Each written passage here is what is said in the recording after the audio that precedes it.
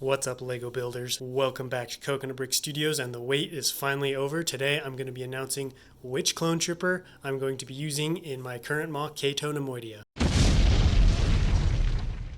Before I tell you which one it's going to be, I want to give you a little bit of a backstory as how this even came to place. There may be some wondering why on earth this is even a decision, and it all started back, beginning of the year while I was working on Utapau. I was planning my next mock, and I decided Cato Neimoidia. Other than the planet, where it was, kind of a little bit what it looked like and who lived there, I didn't really know much about it, especially as far as what kind of campaigns took place on there.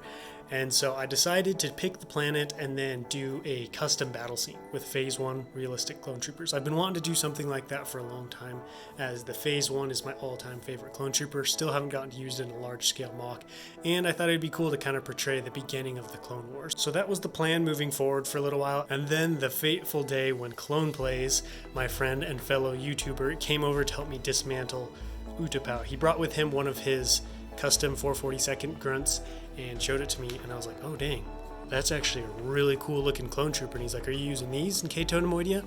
And I was like, well, I was using Phase 1s, but I just couldn't get the image of that 442nd out of my head. It looked so good.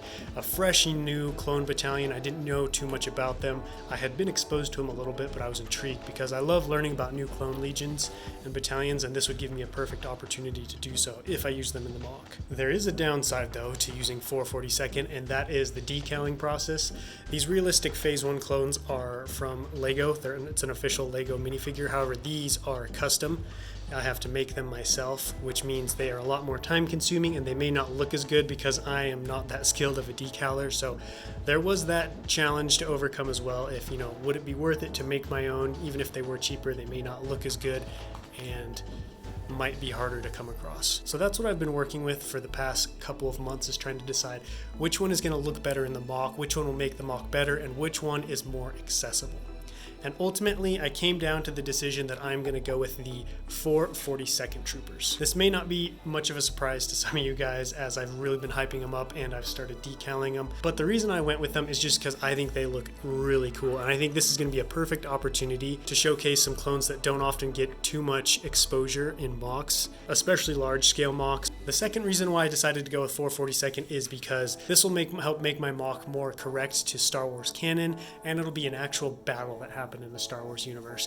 And when I can, I like to try and stick to that, just because it's more reference material to pull from, people are more familiar with it, and just it's all around more recognizable. So that should answer most of your guys' questions pertaining to what the battle is going to look like, when it'll take place, and what clone troopers I'll be using. Because obviously, if I'm going with Phase 2 442nd, it's going to be taking place towards the end of the Clone Wars. So I'm going to have 442nd, most likely Plo Koon, and even some Wolf Pack troopers, maybe, depending on if I can get my hands on them. So these will probably be some of the most unique clone troopers I have put in a mock to date. All that being said, that wraps up this video. Thank you guys so much for watching. Let me know what you think down below in the comments, if you're happy with the 442nd or if you think I should have gone with Phase 1s.